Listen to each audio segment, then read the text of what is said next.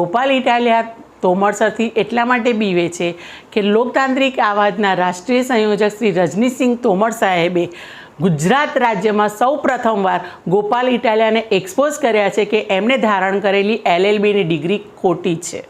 વિસાવદરની જનતાને નમ્ર અપીલ છે કે લોકતાંત્રિક આવાજ સમર્થિત અપક્ષ ઉમેદવાર નારીગરા ભરતભાઈ પ્રજાપતિ જે એકલખ્યા ઉમેદવાર છે તેમને તમારો કિંમતી અને બહુમૂલ્ય વોટ આપીને જીતાડજો. નમસ્કાર દોસ્તો, હું રાની સિંહ, રાષ્ટ્રીય મહાસચિવ લોકતાંત્રિક આવાજ પરથી આપ સૌનું હાર્દિક સ્વાગત કરું છું. દોસ્તો, હમણાં કંઈક 1-2 દિવસ પહેલાં આમ આદમી પાર્ટીની વિસાવદરમાં કંઈ મહાસંમેલન કે મહારેલી હશે કંઈક, તો એમાં હોઈ શકે કે આમ આદમી પાર્ટીના કંઈ કોઈ કાર્યકર્તા જ હોય કે કોઈ પણ હોય. એટલે એ ભાઈ એવું કહેતા હતા કે ગુજરાત રાજ્યના ગૃહમંત્રી શ્રી હર્ષ સંઘવી સાહેબને ગોપાલ ઇટાલિયાથી ડર લાગે છે, એટલે બીવે છે, એવું કંઈક એ બોલ્યા છે. એટલે પહેલાં તમે દોસ્તો એ વિડીયો જોઈ લો. ગૃહમંત્રીને જેનો ડર લાગે છે ને ગોપાલ ઇટાલિયા વિસાવદરનો ઉમેદવાર. દોસ્તો, તમે બધા વિડીયો જોયો. વિડીયોમાં આ ભાઈએ એવું કીધું છે કે ગુજરાત રાજ્યના ગૃહમંત્રી શ્રી હર્ષ સંઘવી સાહેબ ગોપાલ ઇટાલિયાથી બીવે છે, એમને ડર લાગે છે. તો આ વાક્ય હું અહીંયા પૂરું કરી રહી છું. એમને આ વાક્ય અધૂરું રાખ્યું છે. કેમ રાખ્યું છે એનો જવાબ એમને આપવો પડશે.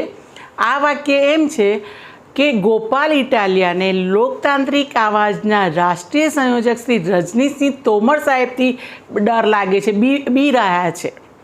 એટલા માટે બી રહ્યા છે કે ગોપાલ ઇટાલિયાને, ઈસુદાનભાઈ ગઢવીને અને અરવિંદ કેજરીવાલજીને, આ ત્રણેયને રાષ્ટ્રીય સંયોજક લોકતાંત્રિક આવાજના રજનીસિંહ તોમર સાહેબે ખુલ્લી ચેલેન્જ આપેલી છે કે અગર એમને બંધારણ વિશે જાણ હોય તો તોમર સર સાહેબ ડિબેટ એમની જગ્યા, એમનો સમય એમની ચેનલ પર ડિબેટ કરવા તૈયાર છે.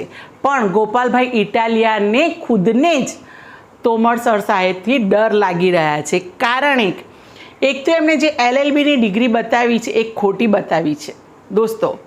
બીજું, જ્યારે પણ ગોપાલ ઇટાલિયા ચૂંટણી માટેનું ફોર્મ ભરવા જશે અને ઉમેદવારી પત્ર ભરશે અને એમાં એમને લાયકાતમાં LLB બતાવી રહ્યા છે કે LLB કરેલી છે અને ડિગ્રી મૂકશે, ત્યાં જ અમારા રાષ્ટ્રીય સંયોજક લોકતાંત્રિક આવાજના રજનીસિંહ તોમર સાહેબ એને ખુલ્લું પાડશે, એમને ચેલેન્જ આપશે કે આ ડિગ્રી ખોટી છે દોસ્તો.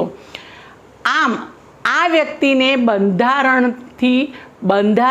વિશે જ્ઞાન જ નથી.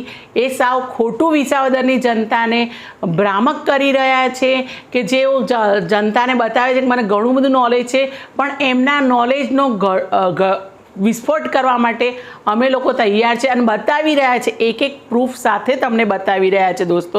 તમે બધા જોતા રહેજો. દોસ્તો, વિસાવદરની સભામાં ગોપાલ ઇટાલિયા કહી રહ્યા હતા કે દુર્ગેશ પાઠક અને ગુલાબસિંહ યાદવ દિલ્હી સરકારના વિધાયક છે, એટલે ધારાસભ્ય છે, એવું એ મંચ પરથી બોલ્યા હતા. આમને જ અમારા લોકતાંત્રિક આવાજના રાષ્ટ્રીય સંયોજક શ્રી રજનીસિંહ તોમર સાહેબે એમને એક્સપોઝ કર્યા છે. અહીંયા ખબર પડે છે કે ગોપાલ ઇટાલિયાને બંધારણનો અભાવ છે, બંધારણની જાણકારી નથી. દિલ્હી સરકારના ક્યારેય ધારાસભ્ય ન હોય, દિલ્હી સરકારના હોઈ શકે છે. આ અહીંયા ખોટું બોલી રહ્યા છે ગોપાલભાઈ ઇટાલિયા. એટલે એમને બંધારણનો સાવ અભાવ છે. એ ખાલી વિસાવદરની ભોળીભાળી જનતાને છેતરી જ રહ્યા છે. આમ આદમી પાર્ટીનો એક નવો પેંતરો નીકાળ્યો છે આ લોકોએ. દોસ્તો, ગોપાલભાઈ બાબા સાહેબ આંબેડકર સાહેબની 134મી જન્મ જયંતિ નિમિત્તે ક્યાંક મંચ પરથી બોલી રહ્યા હતા કે એમને 1950માં બંધારણને ગ્રહણ કર્યું છે.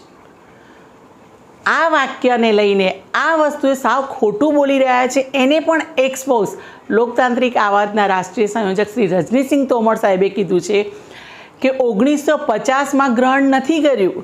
26 નવેમ્બર 1949ના દિવસે એને ગ્રહણ કર્યું છે. એનો જ હું તમને બતાવી રહી છું. આ બેરેટ જે કોન્સ્ટિટ્યુશનની બુક છે એમાં જ બતાવી રહ્યું છે. આરું દોસ્તો 26 નવેમ્બર 1949ના રોજ તમને વાંચીને बताऊँ છું को एतद द्वारा इस संविधान को अंगीकृत अधिनियमित और आत्मार्पित करते हैं। ગોપાલભાઈ આમાં તમે અભણ છો જ। તમે જે દિવસે આપણા બંધારણના ઘડવૈયા ડૉક્ટર બાબા સાહેબ આંબેડકરના જન્મદિવસે જ ખોટું બોલો છો। સાવ અભણ જ છો તમે। ફરી એક વખત જો તમને એવું લાગે તો હું તમને ફ્રી ઓફ કોસ્ટમાં બંધારણ આખું પોલિટી તોમર સાહેબ દ્વારા તમને ફ્રીમાં ભણાવશે અને એની ફી હું ભરીશ। તમને ફ્રી આમ બી તો આમ આદમી પાર્ટીને મફતનું લેવાનું ગમે છે અને મફતનું આપવાનું ગમે છે તો હું તમને મફતનું આપું છું। તમે બંધારણના ઘડવૈયાના જન્મદિવસે જો આવું ખોટું બોલતા હોય તો ખબર નહીં તમે કેટલી વાર ખોટું બોલ્યા હશો। દોસ્તો આ ગોપાલભાઈ ઇટાલિયાની નોલેજ કહેવાય કે સાવ અભણ વ્યક્તિ। અને એ બી વ્યક્તિ કેવા વ્યક્તિ બોલે છે જે પોતાને બતાવે છે કે હું LLB કરેલો છું। LLB જે વ્યક્તિ કરેલા હોય ને એના ટિપ્સ પર બંધારણ મોઢા પર એક એક લાઈન હોય, એક એક કલમ, એક એક આર્ટિકલ એમને યાદ હોય અને આ વ્યક્તિ પ્રસ્તાવનામાં જ ખોટું બોલી રહ્યા છે કે 1950ના દિવસે એને ગ્રહિત કર્યું છે। આ વસ્તુ ખોટી છે દોસ્તો। આમ આદમી પાર્ટીના ગોપાલભાઈ ઇટાલિયા જે બી કંઈ બોલે છે એ વિસાવદરની ભોળીભાળી જનતાને છેતરી રહ્યા છે।